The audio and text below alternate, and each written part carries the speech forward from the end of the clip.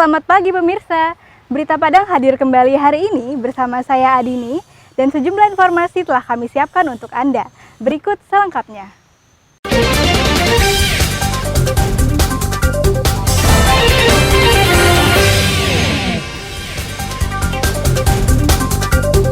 Sengketa lahan kelapa sawit terus terjadi di Pasaman Barat. Terpengaruh film porno, ayah tega cabuli anak tiri. Ikan larangan dibuka, pemancing serbu tempat pemancingan.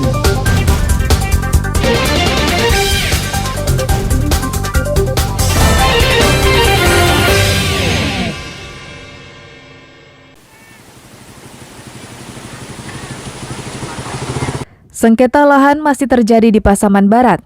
Saling mengakui kepemilikan lahan antara pihak perusahaan perkebunan kelapa sawit dan masyarakat belum juga usai. Seperti sengketa lahan antara sebuah perusahaan perkebunan kelapa sawit dan Serikat Petani Indonesia basis Ayah Gadang yang masih terus berlanjut. Dampak dari konflik yang berkepanjangan itu, ratusan warga yang tergabung dalam Serikat Petani Indonesia basis Ayah Gadang menutup salah satu akses jalan menuju perkebunan sawit yang diakui milik sebuah perusahaan. Aksi tersebut dilakukan usai tanaman milik warga di lahan sengketa diduga diracuni oleh pihak yang tak bertanggung jawab. Sebelumnya, 3 bulan lalu, SPI basis Ayah Gadang menuntut lahan plasma kepada perusahaan perkebunan kelapa sawit dengan jumlah 711 hektar atau 20% dari luas HGU perusahaan yang belum diberikan kepada masyarakat Ayah Gadang, sesuai dengan Permentan nomor 26 tahun 2007, pasal 11. Dan kita sekarang ini adalah hak kita kepada PT Nongkotung semacam plasma ataupun kita jadikan kampung reforma agraria yang sesuai dengan peraturan perundang-undangan bahwasanya 20% harus dan mesti diberikan kepada masyarakat setempat, yaitu negara Gadang. Terkait tuntutan masyarakat tersebut, pihak perusahaan perkebunan kelapa sawit tak bisa dikonfirmasi karena pejabat humas perusahaan tersebut tak berada di tempat. Warga menuntut pemerintah Pasaman Barat dan pihak terkait untuk segera menyelesaikan sengketa lahan yang telah berlangsung lama, sehingga tidak menimbulkan kerugian yang berkepanjangan dari kedua belah pihak. Syafaatul Ulum melaporkan dari Pasaman Barat.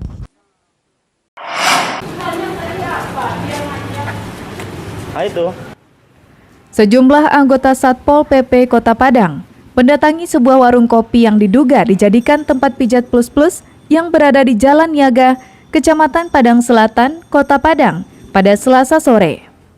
Kedai kopi yang digerebek tersebut terdiri dari 2 lantai. Lantai bawah digunakan sebagai kedai kopi, sedangkan lantai 2 digunakan sebagai tempat pijat esek-esek.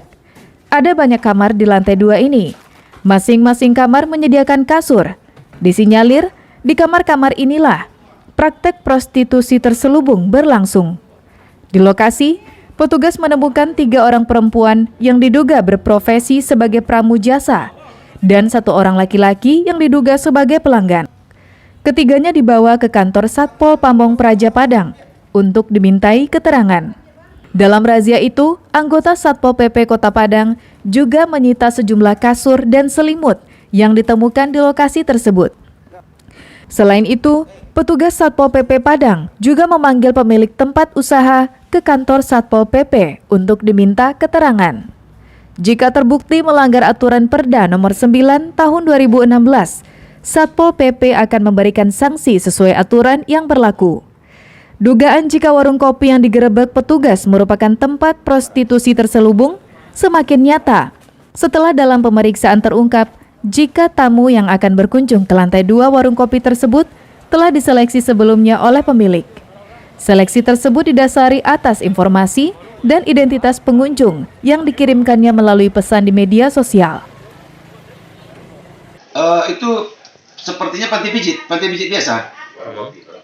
Warung kopi di bawahnya, kemudian ada panti pijit refleksi katanya, tetapi dalam kenyataannya plus-plus. Dengan menawarkan sejumlah harga dan mereka sistem pakai handphone dulu. Kemudian mereka bertemu, cocok harga di handphone, saling-saling chat, kemudian terjadilah eksekusi. Pada saat terjadi eksekusi tadi, kami langsung melakukan penggerebekan. Sepertinya, pemerintah Padang harus mengevaluasi pola dan tata cara razia dalam hal memberantas penyakit masyarakat. Pasalnya, razia oleh Satpol PP ini telah dilakukan berkali-kali, terhitung sejak adanya Satpol PP di Kota Padang seperempat abad yang lalu. Namun keberadaan prostitusi terselubung tak pernah sirna dari Kota Padang. Alfi melaporkan dari Padang.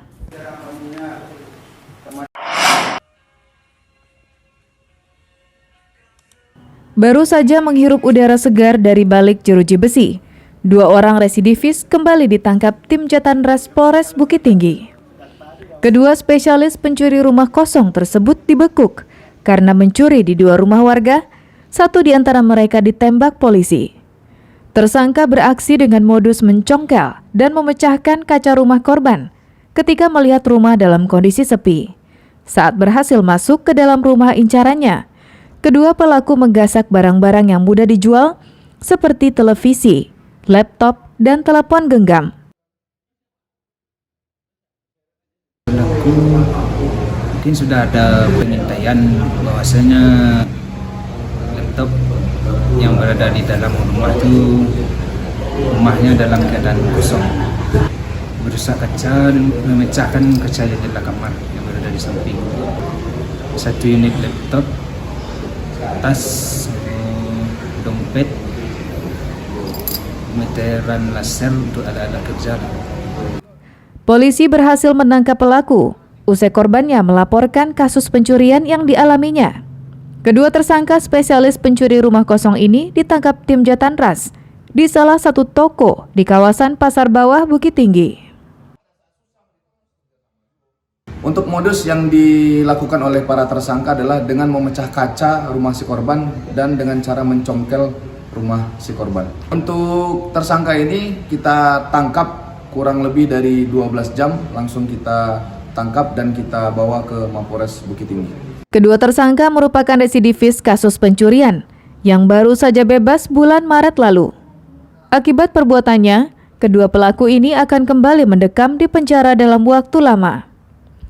Salah satu dari mereka terancam batal menikah karena rencananya akan melangsungkan pernikahan pada awal bulan Juli mendatang.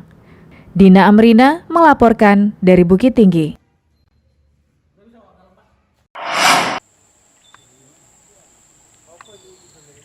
Puluhan tentara dan warga tengah mengerjakan pembangunan sebuah jembatan yang menghubungkan Nagari Bonjol dan Nagari Abaisiat di Kecamatan Kota Besar, Darmasraya. Bagi warga sekitar, kehadiran jembatan ini sangat mereka butuhkan karena bisa memperpendek jarak. Selain itu, dengan adanya jembatan ini, warga bisa dengan segera membawa hasil pertaniannya ke pasar untuk dijual. Pembangunan jembatan ini merupakan bagian dari kegiatan Tentara Manunggal Membangun Desa tahun 2022 yang sedang berlangsung di Darmasraya.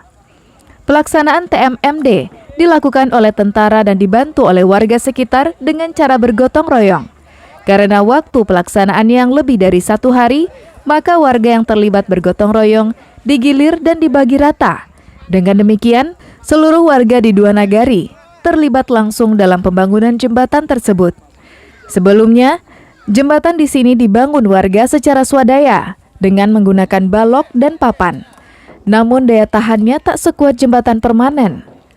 Baru digunakan 3 tahun, jembatan tak lagi layak dilalui karena banyak lantainya yang jebol serta tiangnya yang goyang. Jadi dengan adanya TMD kami sangat berterima kasih sekali kepada bapak-bapak atau ibu-ibu TNI yang ada mungkin di Sumatera Barat khususnya ya, dengan pelaksanaan ini nih, di mana kita sebagai masyarakat sangat mensupport sekali. Walaupun mungkin secara spontan masyarakat belum begitu belum begitu familiar ya dengan TNI ini, tapi dengan kehadiran TNI selama di sini di Abaisiat khususnya, kami melihat pembauran antara TNI dengan masyarakat cukup baik ya. Meski belum rampung, namun kegiatan TMMD di Darmasraya ini memperoleh perhatian khusus dari tim pengawas TMMD 2022. Kalau dari antusias masyarakat luar biasa. Jadi pemerintahan daerah pun juga ya termasuk mendukung lah itu kan. Jadi kita tidak sia-sia datang dari Jakarta ke sini, ternyata di sini kemanunggalan TNI dan rakyat itu kelihatan. Selain kegiatan fisik, TMMD juga melaksanakan kegiatan lainnya, seperti penyuluhan anti narkoba kepada para pelajar, pengobatan gratis, pertandingan olahraga, dan pemberian bantuan sosial. Eko Pangestu melaporkan dari Darmasraya.